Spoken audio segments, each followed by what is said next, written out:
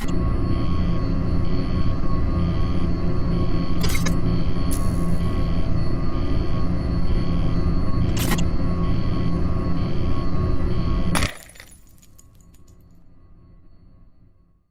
guys, here we are once again, and I'm so excited to see you all. Thank you for choosing to hang out. I've been busy this week pushing out 2 videos, but you all deserve it. So for this week, we're covering a case that I wasn't familiar with, the death of young Dorothy Stratten. Dorothy was a beautiful woman with a bright future in the entertainment industry, whose flame was unfortunately extinguished by someone she trusted dearly. So let's talk about it. Sit back, relax, and let's dive in. On February 28, 1960, Dorothy Ruth Hoogstraten was born in Vancouver, British Columbia, to Dutch immigrants Simon and Nellie Hoogstraten. By the age of 3, her father would abandon the family. Together, Simon and Nellie had 2 children, Dorothy and a son, John. However, after Simon abandoned the family, Nellie would go on to remarry. From this marriage, she had a 3rd daughter named Louise. Unfortunately, this union would end in divorce, leaving Nellie a single mother of 3 children. She grew up in a rough neighborhood in Vancouver, but she managed to stay out of trouble. Dorothy began high school in 1977 and attended Centennial High School. She was a bright, kind young girl who always strived to see the best in everyone. She picked up a part-time job at Dairy Queen during high school in order to help her mother with income. Being a single parent, her mother was not making a lot of money at her position. She held the job all 4 years of high school. This would also be the place her life would change for better and worse. One day at work, a man named Paul Snyder entered the restaurant. Dorothy immediately caught his eye. He saw her as a blonde bombshell, but also his next project. Paul Snyder was a 26-year-old man who worked as a promoter for motorcycle and auto shows. He was also well known for procuring women and pimping them out on the side for extra income. Snyder wasn't low-key about his side hustle. He led an extravagant lifestyle and flashed expensive cars and clothing. He was often regarded as predatory and always seemed to be looking for his golden goose. And then along came Dorothy. He knew what cards to play when it came to Dorothy.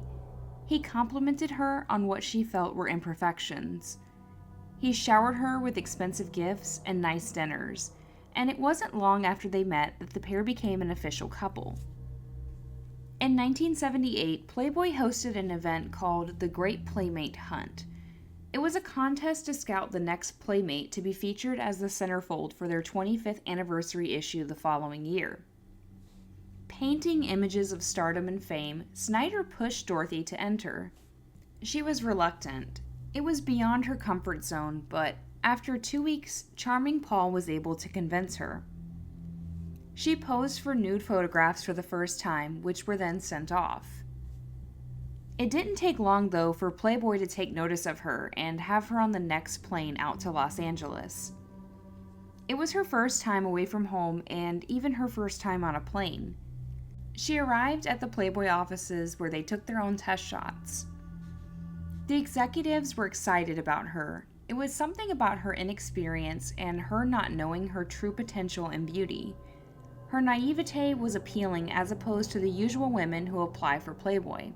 The photographer remarked calling her woman child because although she was a woman in her stature, she talked like a little girl. Dorothy was chosen as a finalist for the contest, so she made the move to LA in August of 1978. Unfortunately, she was not chosen for the centerfold. Rather, they chose another woman named Candy Loving. Although they appreciated her innocence, they felt Loving was better equipped to handle the spotlight. Dorothy still needed mentoring. Although she looked the part, she just wasn't quite ready. However, Playboy wasn't washing their hands of her yet. With grooming, they felt like Dorothy could be the next big thing, so they took a chance, and it paid off. Hugh Hefner, the founder of Playboy, and his executives were very thrilled with Dorothy. They employed her as a Playboy bunny at the Playboy Club in LA. She mostly worked the door, but through these connections, she gained valuable skills and relationships in the trade, moving herself through the ranks. It was around this time Snyder suggested she start going by Dorothy Stratten for her profession. Stratten was now being put in the middle of some of the most exclusive parties of the times. This new environment was not only exciting but also overwhelming, especially for Dorothy, who wasn't used to all of this. She found her stability in the one person she knew from home, the one person she felt she owed everything to, Paul Snyder. Dorothy didn't do much without him or his input. When he wasn't around, she was always calling him. Dorothy believed everything she had and everything she accomplished was due to Paul. It wasn't until October of 1978 that Paul too moved to LA.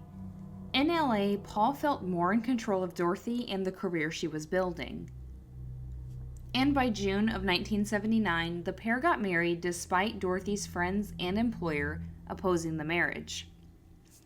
It was rumored everyone was very turned off by Paul, especially at the mansion.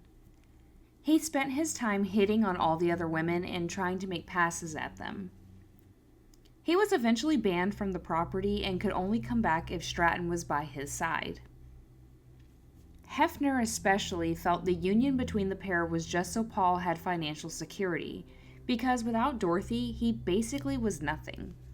But according to those closest to Dorothy didn't marry for the right reasons either. Apparently, she felt obligated to Paul and felt her hand was the sufficient answer. Shortly after they announced the marriage, Hefner arranged for Dorothy to have a professional and money manager as a means of securing her finances and to not have Dorothy be so reliant on Paul. Dorothy was being welcomed further and further into the world of Playboy while Paul was being pushed out. In August of 1979, Dorothy was named Miss August of Playboy. With this win, her professional friends urged her to branch out and make the crossover from model to actress. Dorothy wasn't sure she was cut out for it, but much like her introduction to Playboy, this was no different. Dorothy was made for the camera. She had her first televised appearance on Playboy's Roller Disco and Pajama Party in late 1979. From this point on, she began landing acting gigs, mostly minor parts in films and TV shows.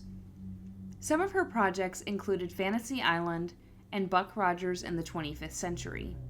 In 1980, she earned the prestigious Playmate of the Year award and in the same year landed the title role in a film called Galaxina. Her professional life was blossoming while her personal was taking a flop. It became apparent to coworkers and friends alike that her relationship with Paul was strained. He was always around, plus his constant criticism of her resulted in almost daily arguments, causing Dorothy much stress. Dorothy was often pushed to leave Paul, with Hefner calling him nothing but a pimp and a hustler. Dorothy was soon introduced to filmmaker Peter Bogdanovich, who had been spending time at the mansion. Peter was smitten from the moment he met her, so much so that he wrote a part specifically for Dorothy in the film They All Laughed. In this film, he had Dorothy play the character of the unhappily married love interest of actor John Ritter. They All Laughed was to be her big break. She was to work along Audrey Hepburn and Ben Gazzara, some of Hollywood's big players at the time. She began spending a lot of time in New York filming for the movie, which in turn meant she was spending a lot of time with Peter. Through this, an affair was born. Peter and Dorothy fell in love, and Paul, Dorothy's husband, began to feel the pressure. It became increasingly difficult to get a hold of his wife while she was in New York. Dorothy went on a promotional tour during her time filming, which ended with her being in Vancouver. She decided to send Paul a letter while there to ask for more freedom in their relationship. This move scared Paul. He realized she was no longer under his immediate control. His hold on her and the career were unraveling, and he was growing desperate. So he hopped on the next plane to Vancouver to catch Dorothy before she flew back to New York. Dorothy planned to spend the last few days relaxing with her family, but Paul had other plans. He arranged for her to make personal appearances at the local nightclubs. He negotiated all of her fees and pocketed them for himself. During their time together, they had a really heated argument over Dorothy's request. She offered to end her career just to save their marriage, basically begging Paul to just move back to Canada together. Paul rebuffed her attempts to save their marriage, though, and the situation was just dropped. The pair returned to their positions with Paul in LA and Dorothy back to New York, where communication continued to flatline. It didn't take long before Dorothy decided she had had enough. In June, shortly after their first wedding anniversary, she sent another letter to Paul, telling him they were physically and financially separated. This was the final straw for Paul. In response, Paul started his own affair, emptied their joint bank account, and hired a PI to gather intel on Dorothy. By July, they all laughed had wrapped filming, and Dorothy and Peter returned to LA together. Rather than return to the home she once shared with Paul, she moved into Peter's Bel Air home. Paul became aware that Dorothy had made her return to LA, and it wasn't long after he discovered she was living with another man and had no intentions of coming back. Meanwhile, he was finding his next potential meal ticket, which came in the form of Patty Lerman, a young cashier from the grocery store. Paul moved her into Dorothy's place, letting her stay in the home that Dorothy was still paying for. On August 8th, Paul and Dorothy saw each other for the first time in months. Paul was determined. He knew that if he could just sit and talk with Dorothy, he would have her back in his arms. Despite having all of the confidence in the world, his hopes were dashed. Dorothy admitted she had fallen in love with Peter and wanted her separation from him to be legally finalized. Paul was distraught over the situation. He felt Dorothy would always be his. Something just snapped inside of him. He realized he had nothing and he owned nothing without Dorothy. Around this time, Snyder tried to get a gun, but due to him not being an American citizen, he legally couldn't purchase one. Instead, he borrowed a .38 revolver from a friend. Paul drove to Peter's house and just waited. He planned to shoot anyone who entered or exited the property. After hours of inactivity, Paul gave up and went home. He did return the gun to its owner. He became obsessed with the idea of having a gun and claimed he wanted it for home safety. So he sought out a private seller in the classified ads and bought a 12-gauge shotgun on the night of August 13, 1980. The following day, August 14th, Dorothy decided she wanted to negotiate a settlement for the divorce with Paul.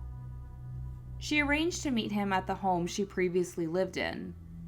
Dorothy felt it would be easier and nicer for her to meet with him personally.